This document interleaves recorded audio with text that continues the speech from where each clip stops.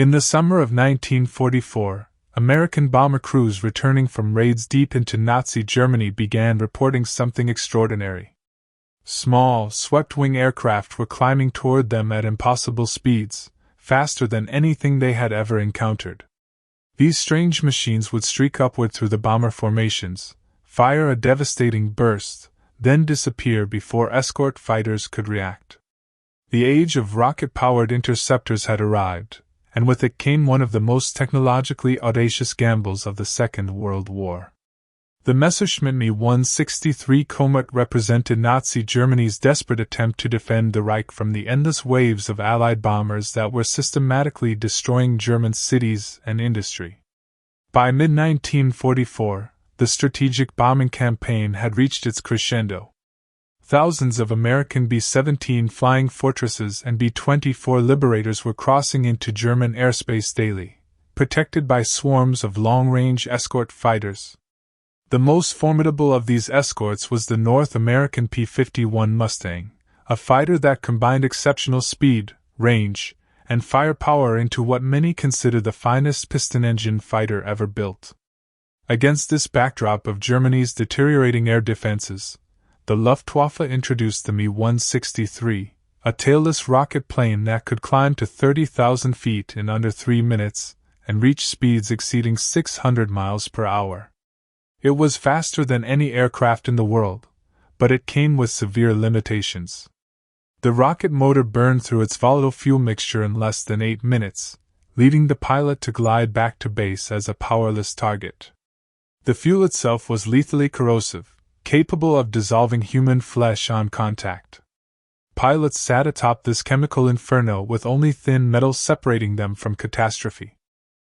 The clash between the Me 163 Komet and the P-51 Mustang was more than a contest between two aircraft. It represented a collision of philosophies, a confrontation between conventional aeronautical engineering and radical innovation born of desperation. The Mustang embodied reliability, endurance, and proven combat effectiveness. The Komet embodied risk, revolutionary technology, and the willingness to sacrifice everything for a few minutes of unmatched performance. What happened when these two aircraft met in the skies over Germany reveals not just a tactical engagement, but a turning point in aerial warfare. It demonstrated the limits of technological radicalism when divorced from practical operational considerations. The story of their encounters is filled with extraordinary courage, catastrophic failures, and lessons that would shape the jet age to come. The Me 163's origins trace back to the late 1930s, when German aeronautical engineer Alexander Lippisch began experimenting with tailless glider designs. Lippisch believed that eliminating the horizontal stabilizer would reduce drag and increase speed. His early gliders demonstrated promising flight characteristics, and when the German Air Ministry began seeking unconventional solutions for high-speed flight, Lippisch's work attracted official interest. The breakthrough came with the development of the Walter rocket motor. Helmut Walter had created a rocket engine that burned a mixture of concentrated hydrogen peroxide, known as T-Stoff, and a hydrazine hydrate fuel called C-Stoff. When these chemicals combined in the combustion chamber, they produced an enormous thrust-to-weight ratio far exceeding any piston engine. The combination of Lippisch's aerodynamic design and Walter's rocket motor created the potential for unprecedented performance. By 1941, the first prototype achieved powered flight. Test pilot Heini Dittmar pushed the aircraft to speeds that seemed impossible. In October 1941, Dittmar unofficially broke the world speed record, reaching 623 miles per hour in level flight. This was faster than the speed of sound, though at the time neither Dittmar nor the engineers fully understood the aerodynamic challenges they were approaching. The aircraft demonstrated that rocket propulsion could indeed create a revolutionary interceptor. But the Me 163 was as dangerous to its own pilots as to the enemy. The fuel mixture was hypergolic, meaning the chemicals ignited spontaneously on contact with each other. Any fuel leak during landing could result in the aircraft dissolving around the pilot or exploding in a fireball. The fuel also released toxic fumes that could incapacitate or kill pilots if the cockpit wasn't perfectly sealed. Early test flights resulted in numerous fatalities, not from combat, but from the aircraft's own systems. Meanwhile, across the Atlantic, North American aviation was perfecting a very different machine. The P-51 Mustang began as a response to a British purchasing commission seeking a new fighter in 1940. North American's chief designer, Edgar Schmid, created an airframe with laminar flow wings that reduced drag and increased efficiency. Initially powered by an Allison engine, the Mustang showed promise but lacked high-altitude performance. The transformation came when British engineers fitted the Mustang with the Rolls-Royce Merlin engine. This combination created a fighter with extraordinary capabilities. The Merlin-powered P-51 could cruise at high speeds for hours, had excellent maneuverability, and packed devastating firepower in the form of 6.50 caliber machine guns. Most importantly, with drop tanks, it had the range to escort bombers deep into Germany and back, something no other Allied fighter could accomplish. By 1944, P-51 Mustangs were arriving in England in massive numbers. The 8th Air Force deployed entire fighter groups equipped with Mustangs, and their presence fundamentally changed the air war over Europe. German fighters that had previously attacked bombers with relative impunity now faced aggressive American escorts that sought them out. Luftwaffe losses mounted catastrophically. Experienced German pilots were being killed faster than they could be replaced. It was in this context of desperate defense that the Me-163 entered operational service. In May 1944, the first combat unit, Jagdgeschwader 400, began forming at Brandes Airfield near Leipzig. The pilots selected for this unit were volunteers, aware of the extreme risks. They underwent extensive training not just in flying the aircraft, but in handling the corrosive fuels and executing the precise landing procedures required to survive each mission. Every flight was a gamble with death, even before encountering the enemy. The operational concept was simple but challenging. Me-163 pilots would wait at readiness while ground observers tracked incoming bomber formations. When bombers approached within range, the Komets would launch, climbing almost vertically to intercept altitude. The pilot had approximately 8 minutes of powered flight to position himself, attack the bombers, and gain enough altitude to glide back to base. After fuel exhaustion, the Komet became a high-speed glider, vulnerable to any fighter that spotted it. The weapons system posed its own challenges. The Me-163 closed on its targets at combined speeds exceeding 700 miles per hour, giving pilots only a split second to aim and fire. The standard armament of two 30 million Malawian Quachas 108 cannons had a slow rate of fire and significant bullet drop. Pilots needed extraordinary skill and timing to score hits during their brief firing windows. Many attacks resulted in wild misses as the Komet flashed past its target too quickly for effective gunnery. The first recorded combat between a Me-163 and enemy aircraft occurred on August 16, 1944. A Komet pilot attacked a formation of American bombers over Leipzig but failed to score any hits before his fuel ran out. The bomber crews watched in amazement as the strange swept-wing aircraft climbed toward them at impossible speeds, made a firing pass, and then dove away trailing a white contrail. They had witnessed something entirely new in aerial warfare. American intelligence officers were initially skeptical of the reports. Pilots described an aircraft without a propeller that could outrun anything in the sky. Some intelligence analysts dismissed these accounts as exaggerated or mistaken observations. But as more sightings accumulated, and reconnaissance photographs confirmed the existence of the unusual tailless aircraft at German airfields, the Allies realized they faced a genuine technological leap. The P-51 pilots escorting the bomber formations received briefings about the new threat. They were told to watch for small, fast-moving aircraft making steep climbing attacks. The guidance was simple: catch the Komets during their vulnerable glide phase after rocket burnout. During powered flight, No Mustang could hope to catch a Me-163. But once the rocket fuel exhausted, the Komet had to glide back to its base, and during that glide it became a target. On September 28, 1944, a significant engagement occurred. Multiple Me-163s attacked a formation of B-17s near Magdeburg. This time, the Komets scored hits. 2 bombers went down, validating the concept behind the rocket interceptor. But the victory came at a cost. P-51 escorts from the 359th Fighter Group spotted the gliding Komets as they descended toward their airfield.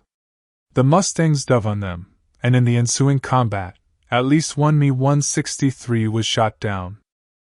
This engagement established a pattern that would characterize most encounters between Mustangs and Komets. The rocket fighters had to be caught during their vulnerable phase. A Mustang pilot named Lieutenant Colonel John B. Murphy described the challenge. The Komet would appear almost vertically, traveling at tremendous speed. By the time you registered its presence, it was already past you. The only opportunity came when you spotted one gliding back to base, its engine silent, unable to maneuver aggressively without bleeding precious altitude. The Me-163 pilots developed tactics to maximize their brief powered flight. They would typically climb to an altitude above the bomber formation, then dive to attack speed while firing. The dive attack allowed them to build up enormous velocity, making them even harder to intercept. After the firing pass, they would climb back to altitude if fuel remained, or begin the long glide home if it didn't. Every maneuver had to be precisely calculated. Wasted energy meant the difference between reaching base and crash landing in enemy territory. For the Mustang pilots, hunting Komets required patience and situational awareness. They learned to watch the area around known Me-163 bases. They observed the white contrails that marked the rocket exhaust during climb. Most importantly, they learned to position themselves high and fast, ready to dive on any Komet they spotted beginning its powerless descent. The speed advantage of the Mustang during normal flight was negated by the Komet's rocket performance, but in a glide, the Mustang held every advantage. Ground crews on both sides played crucial roles. The Me-163 required extensive preparation before each flight. The corrosive fuels had to be loaded immediately before takeoff using specialized equipment. Any spill could cause injuries or destroy equipment. The landing skid had to be carefully inspected, as any damage could result in a catastrophic landing accident. Each mission required dozens of ground personnel working in hazardous conditions. Mustang ground crews faced different challenges. They had to keep large numbers of aircraft operational, ensuring engines were properly maintained, guns cleaned and loaded, and fuel tanks filled. The reliability of the Mustang meant that units could maintain high sortie rates, putting constant pressure on German defenses. While Me-163 units struggled to launch more than a handful of sorties per day, Mustang squadrons could put dozens of aircraft into the air for hours at a time. The psychological dimension of these encounters was significant. Me-163 pilots knew they flew one of the most dangerous aircraft ever built. Before every mission, they faced the real possibility of death from fuel explosion, crash landing, or enemy fire. Yet many described an exhilarating sense of freedom during the brief minutes of powered flight, when they commanded the fastest aircraft in the world. It was a freedom purchased at enormous risk. Mustang pilots viewed the Komets with a mixture of respect and opportunism. They recognized the technological achievement the rocket fighter represented, but they also saw it as a desperate weapon from a losing side. Their job was to protect the bombers and destroy any threats, and the gliding Komet presented an opportunity they were trained to exploit. There was no chivalry in these encounters, only the grim arithmetic of aerial combat. The tactical vulnerability of the Me-163 became undeniable in the engagements of autumn 1944. On October 7, a large formation of American bombers struck targets in central Germany with heavy fighter escort. Multiple Komets launched to intercept, climbing rapidly into the bomber stream. They succeeded in damaging several B-17s, but as they began their gliding descent, P-51s from the 339th Fighter Group were waiting. The Mustang pilots had positioned themselves above and behind the likely return path to the Me-163 base at Brandis. When the Komets appeared, descending in their characteristic steep glide, the P-51s dove on them. The speed advantage now belonged entirely to the Mustangs. Their Merlin engines pushed them to over 400 miles per hour in the dive, fast enough to close on the gliding rocket fighters. What followed demonstrated the fundamental flaw in the Me-163's operational concept. Without power, the Komet could not outrun its pursuers. It could perform evasive maneuvers, but every turn bled altitude and reduced the chances of reaching base. The swept wings that gave it such speed under power now limited its gliding performance. Mustang pilots described firing long bursts into the fleeing Komets, seeing their tracers walk into the small targets. First Lieutenant Urban Drew of the 361st Fighter Group achieved one of the most notable victories against the Me-163 on October 7, 1944. Drew spotted two Komets making climbing attacks against bombers. He positioned his flight high and waited. As the Komets exhausted their fuel and began gliding back toward their airfield, Drew dove on them. He closed to within 200 yards of the first Komet and opened fire. His .50 caliber rounds struck the fuselage and wing. The Komet rolled over and entered a flat spin, crashing near the airfield perimeter. Drew immediately pursued the second Komet. This pilot was more skillful, performing a series of barrel rolls and tight turns to evade. But each maneuver cost altitude. Drew stayed behind him, firing controlled bursts. Finally, his bullets found their mark. Smoke poured from the Komet's fuselage, and it nosed down into the ground. Drew had destroyed two of Germany's most advanced interceptors in a single engagement, demonstrating that technological superiority meant nothing without the fuel to exploit it. Other encounters reinforced this pattern. On November 2, 1944, P-51s caught several Me-163s during their landing approach. The Komets were at their most vulnerable in this phase, flying slowly on their landing pattern with no option to escape. Mustang pilots attacked them without mercy, shooting down multiple aircraft within sight of their own airfield. Some Komets crashed during emergency landings while trying to evade. Others exploded when battle damage caused fuel leaks that ignited on touchdown. The psychological impact on Me-163 pilots was devastating.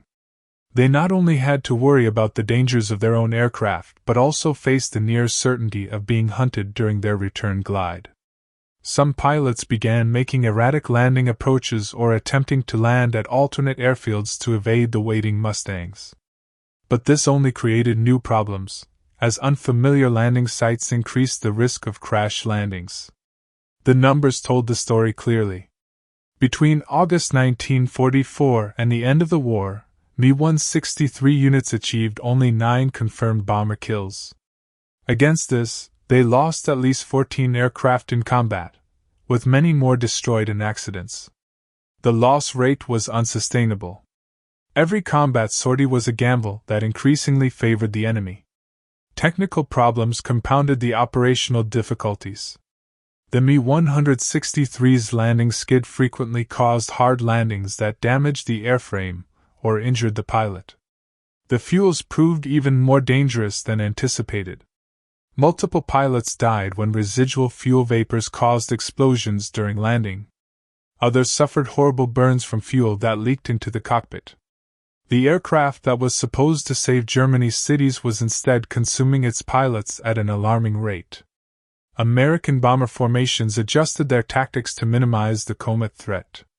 When Me-163s were reported in an area, fighter escorts tightened their formations and increased the number of top-cover fighters. Some fighter groups began dedicating specific flights to Komet hunting, positioning themselves to intercept during the vulnerable glide phase. The more aggressive the Allied response became, the less effective the Me-163 proved to be. By early 1945, the operational tempo of Me-163 units had declined dramatically. Fuel shortages, pilot losses, and the deteriorating military situation made sustained operations impossible. The few remaining Komets flew increasingly desperate missions against overwhelming odds. The dream of a revolutionary rocket interceptor that would sweep the skies clear of Allied bombers had died in the reality of combat. When Allied forces overran German airfields in the spring of 1945, they found Me-163s scattered across abandoned bases. Some were intact, others destroyed by their own crews to prevent capture. American and British intelligence teams carefully examined the surviving aircraft, photographing every detail and interrogating captured pilots and ground crew. What they discovered was a machine of remarkable engineering that had been deployed before it was ready, operated under impossible conditions, and ultimately defeated by its own limitations. The immediate aftermath for the Me-163 pilots who survived the war was a mixture of relief and reflection. They had flown the fastest aircraft in the world, experienced powered flight that wouldn't be matched for years, and survived one of the most dangerous assignments in military aviation. Many suffered long-term health effects from exposure to the toxic fuels. Others carried psychological scars from watching comrades die in accidents or combat. Yet there was also a sense of pride in having mastered such a demanding machine under the most adverse circumstances. The P-51 Mustang, by contrast, emerged from the war as one of the most successful fighters ever built. American units flew it until the early 1950s, and some air forces operated it into the 1980s. The Mustang had proven that conventional engineering excellence could triumph over revolutionary but flawed designs. Its combination of range, speed, reliability, and firepower established the template for fighter development in the immediate post-war years. The tactical lessons from the Me-163's operational career were absorbed quickly by military aviation theorists. The rocket interceptor concept itself wasn't abandoned, but future designs addressed the Komet's fundamental weaknesses. The key insight was that speed alone did not guarantee success. An interceptor needed adequate endurance to complete its mission and return safely. It needed weapons that could be effectively employed at high closing speeds. And most importantly, it needed to be reliable enough for sustained operations. In the Soviet Union, captured Me-163s and German engineers contributed to early jet and rocket programs. The Soviets experimented with rocket-boosted interceptors but ultimately concluded that turbojet engines offered a better balance of performance and practicality. The Americans reached similar conclusions. While they tested captured Komets extensively, learning valuable lessons about high-speed flight and rocket propulsion, they never deployed an operational rocket-powered interceptor. The technological legacy of the Me-163 extended beyond rocketry. Its swept-wing design influenced early jet fighter development. The challenges encountered in high-speed flight helped aeronautical engineers understand the problems that would arise as aircraft approached the speed of sound. Wind tunnel tests of captured Komets provided data that informed the design of the next generation of fighters. In this sense, the Me-163 served as an expensive but valuable research platform. The human cost of the Me-163 program was significant and often overlooked. Approximately 14 pilots died in combat, but many more perished in training accidents or from the effects of the toxic fuels. Ground crew members suffered injuries and long-term health problems from handling the corrosive chemicals. Considering the minimal combat success achieved, the price paid in lives and resources was extraordinarily high. The strategic impact of the Me-163 was negligible. It did not alter the course of the bombing campaign or save German cities from destruction. By the time it entered service, Germany had already lost air superiority and lacked the resources to deploy it in meaningful numbers. Even if the technical problems had been solved, the fundamental operational concept was flawed. An interceptor with 8 minutes of powered flight could never effectively defend against raids involving hundreds of bombers and fighters that could remain over Germany for hours. The story of the clash between the Me-163 Komet and the P-51 Mustang ultimately illustrates a timeless principle in military technology. Radical innovation must be grounded in operational reality. The Komet represented the triumph of engineering ambition over practical necessity. It could do things no other aircraft could do, but what it could do wasn't what needed to be done. The Mustang represented the refinement of proven concepts to near perfection. It couldn't match the Komet's top speed, but it could stay in the air long enough to be there when the Komet came gliding back, helpless and vulnerable. For the men who flew these machines, the technical arguments were secondary to the immediate reality of combat. Me-163 pilots experienced the thrill and terror of rocket flight, sitting atop a chemical bomb while climbing at impossible angles. P-51 pilots knew they flew a stable, reliable aircraft that gave them a fighting chance to survive each mission and return home. In the end, it was the Mustang pilots who controlled the skies over Germany, not through revolutionary technology, but through persistent excellence. The abandoned Komets found on German airfields in 1945 stand as monuments to what happens when desperation drives technological development. They were extraordinary machines, masterpieces of innovative engineering, and they were also failures. The future of aviation would be shaped by jets, not rockets. But the lessons learned from the Me-163's brief, violent career would echo through the decades, reminding engineers and strategists that the most advanced weapon is worthless if it cannot be effectively employed in the conditions of actual combat.